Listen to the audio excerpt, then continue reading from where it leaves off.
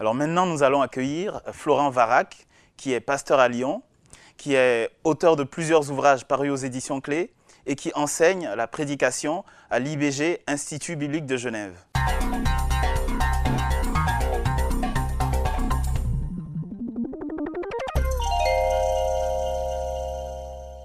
Bonjour Florent. Bonjour Alain. En tant qu'utilisateur de la Bible Online, est-ce que tu peux nous dire comment tu l'utilises? Alors je l'utilise quotidiennement, c'est un outil qui m'est vraiment important.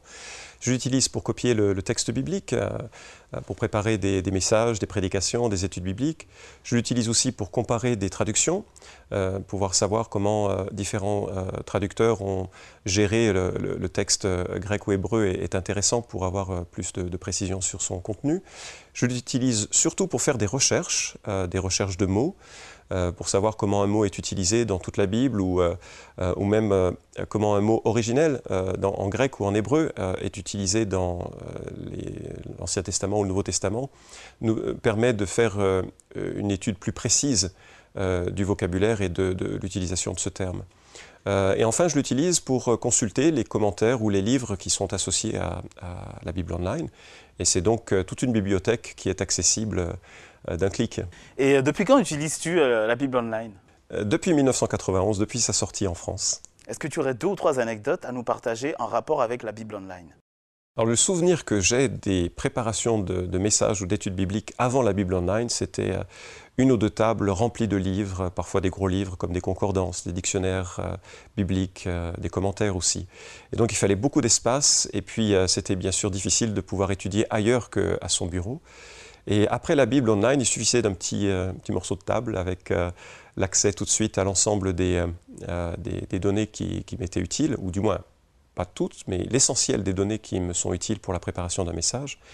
Et donc ça a réduit considérablement l'espace de travail, et puis ça m'a permis de travailler dans différents lieux. Je voyage beaucoup et de pouvoir emporter avec moi toute cette bibliothèque, c'est précieux, c'est utile. Alors, la réduction de l'espace de travail, mais autre anecdote, il peut arriver en relation d'aide ou dans des entretiens d'avoir des questions un petit peu plus inhabituelles. Et on se souvient qu'il y a quelque part un verset qui pourrait être utile à la personne qui pose ces questions.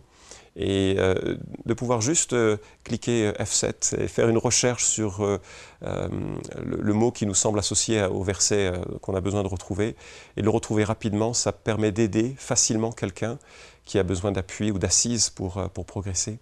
Donc je me souviens de situations comme ça où de pouvoir répondre de façon plus pertinente à la question de quelqu'un et surtout de façon plus biblique, c'était super. Et enfin, dans une soirée d'évangélisation où il y avait 4-5 personnes, c'est une soirée assez informelle qui posait des questions et qui était assez en opposition à l'Évangile, enfin, qui était dans une démarche de contestation de ce que je pouvais annoncer. J'ai pu simplement ouvrir mon écran, laisser un texte biblique accessible et chacun a pu lire pour lui-même ce que la Bible disait dans différentes versions et ça a répondu à leur contestation. Ce n'était pas une invention ce que je rapportais, c'était vraiment ce que la Bible enseignait. En tant qu'utilisateur chevronné de la Bible Online, quel conseil aurais-tu à adresser aux pasteurs africains? Alors le conseil que je donne, et ce n'est pas simplement pour des pasteurs africains, c'est pour tout pasteur, c'est de se familiariser avec l'utilisation de cet outil. Au départ, c'est toujours impressionnant d'apprendre quelque chose de nouveau, mais une fois fait cet effort, c'est un gain de temps extraordinaire. Donc l'encouragement que je pourrais donner, c'est de prendre le temps de découvrir, de connaître l'utilisation de la Bible Online. Et non seulement ce sera un gain de temps, mais je crois vraiment un gain aussi de précision.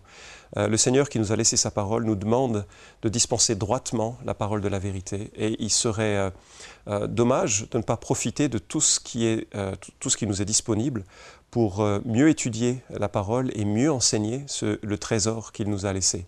Vraiment, l'encouragement que je donnerais, c'est d'apprendre à connaître et à utiliser cet outil. Merci Florent.